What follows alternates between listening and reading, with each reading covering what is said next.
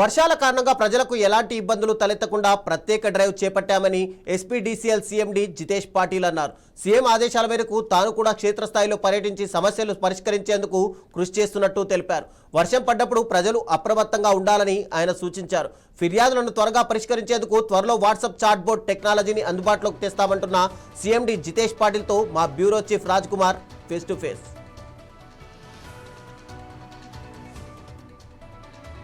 రావడంతో ప్రజలందరూ కూడా కరెంటు సమస్యలు ఎదుర్కొంటారు. పవర్ కట్స్ కావచ్చు, మిగతా డిస్టర్బెన్స్, వీటిపై ఎస్పీడీసీఎల్ ప్రత్యేకమైన దృష్టి పెట్టింది.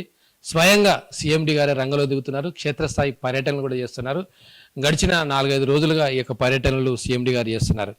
ముఖ్యమంత్రి ఆదేశాల మేరకు కూడా గ్రౌండ్లో అధికారులందరూ ఉండాలనే ఆదేశాలతో సీఎండీ గారు కూడా స్వయంగా తన సిబ్బందితో ఎవ్రీడే మార్నింగ్ దాదాపు 3 to 4 hours గ్రౌండ్లో ఉంటున్నారు. మనతో పాటు సీఎండీ గారు ఉన్నారు. సార్ చెప్పండి, ఎలా ఉంది మీ ఈ 2-3 రోజుల నుంచి చేస్తూ ఉన్నారు కదా, ఎలా ఉంది క్షేత్రస్థాయి పర్యటన? ఎలాంటి ప్రాబ్లమ్స్ వస్తూ ఉన్నాయి, ఎలాంటి సమస్యలు ఉన్నాయి? ఎస్, సో క్షేత్రస్థాయిలో మన పర్యటన జనరల్గా మన అధికారులు చేస్తారు. కానీ ఏమవుతుందంటే పూర్తి బాధ్యత తీసుకునే విధంగా వాళ్ళు కన్జ్యూమర్స్తో మాట్లాడి ఇష్యూస్ తెలుసుకుంటేనే అది పరిష్కారం వైపు మనం పోవచ్చు. అందుకే జస్ట్ బైక్ మీద మన అధికారులు ఎక్కడైనా పోయి జస్ట్ చూసి వచ్చేస్తే అది అనుకున్న ఫలితం రావట్లేదు. కాబట్టి మేము ఒక poles and lines special drive already ఒక చేసేటప్పుడు ఇది ఇంకొక మాట దాంట్లో జోడించాము, వాక్ అలాంగ్ ద లైన్.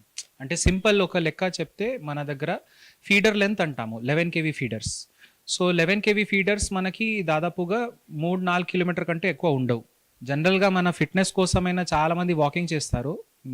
నా సిబ్బందికి నేను అదే విజ్ఞప్తి చేశాను, నేను కూడా మీతో వాకింగ్ చేస్తాను. మనం కలిసి ఒక లైన్ మొత్తం వారంలో 2 సారి కవర్ చేసుకొని ఎక్కడ ఏం ఇష్యూస్ ఉన్నాయో నోట్ చేసుకొని ఇది క్లియర్ చేస్తే అంత ఇష్యూస్ మనము సార్ట్అవుట్ చేయగలుగుతాము. సో దీని భాగంగా ఇది డ్రైవ్ పెడుతున్నాము. అదేవిధంగా మాకు దీంతో దృష్టిలో వచ్చిన ఇష్యూస్ ఏంటంటే ఈ చెట్టు కొమ్ములు చాలా దగ్గర వచ్చినాయి వైర్స్కి. సో దానికి పూర్తిగా క్లియర్ చేయాలంటే మేము పద్ధతి ప్రకారంగా లైన్ క్లియరెన్స్ తీసుకొని పౌరులందరికీ తెలియజేసి అవన్నీ క్లియర్ చేస్తున్నాము. సో దాట్ వచ్చే ఇంకా 4 నెలల వరకు ఎటువంటివి అంతరాయం లేకుండా మనం నెట్వర్క్ మెయింటైన్ చేయగలుగుతాము. So this is the reason behind the drive. చెట్లు అన్నారు కదా సార్, అదే ఇది ఇటీవల అల్వాల్లో కూడా ఒక ప్రమాదం జరిగింది. సో ముఖ్యంగా వినియోగదారులు అంటే ప్రజలు ఎదుర్కొంటున్న మెయిన్ సమస్య చెట్లు కొట్టే విషయంలో మీకు కూడా టెక్నికల్ కొన్ని లీగల్ సమస్యలు కూడా ఉంటాయి. సో వీటిని ఎదుర్కోవడానికి మీరు ఎలా వివిధ డిపార్ట్మెంట్స్ ఎలా కోఆర్డినేట్ చేసుకోబోతున్నారు? కరెక్ట్. సో ఇది చాలా బాధాకరంగా ఉంది అది సంఘటనలు ఏదైతే జరిగినాయో. కానీ బేసిక్ నేను ఈ ఆర్గనైజేషన్లో వచ్చిన తర్వాత నాకు కూడా అనిపించింది దట్ మనకి ఎలక్ట్రిసిటీ కేబుల్స్ మీద పెద్దగా అవగాహన ఉండదు. అంటే గ్రౌండ్ మీద ఒక ఇంటర్నెట్ కేబుల్ పడి ఉన్నా కూడా మనకి అనిపిస్తుంది దట్ ఇది మామూలు కేబుల్ ఉంది.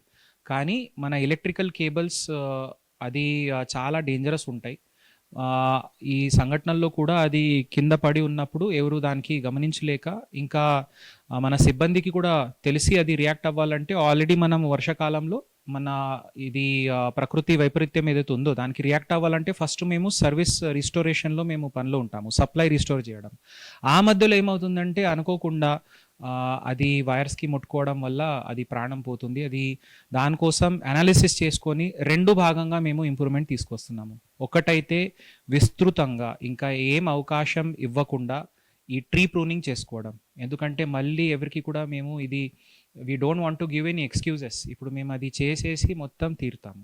రెండో మాట ఏముందంటే ఈ స్ట్రీట్ లైటింగ్ కేబుల్స్ ఏదైతే ఉన్నాయో అవి దానికి మేము జిహెచ్ఎంసి ఇంకా సైబరాబాద్ మల్కాజిగిరి కార్పొరేషన్తో మాట్లాడి దానికి ఏ విధంగా అది మీన్స్ ప్రమాదంకి కారణం అవ్వకూడదు అని అది సెటరేట్ చేస్తున్నాము. దీనివల్ల ఇట్లాంటివి సంఘటనలు ఇంకా రాకుండా మేము చూస్తాము.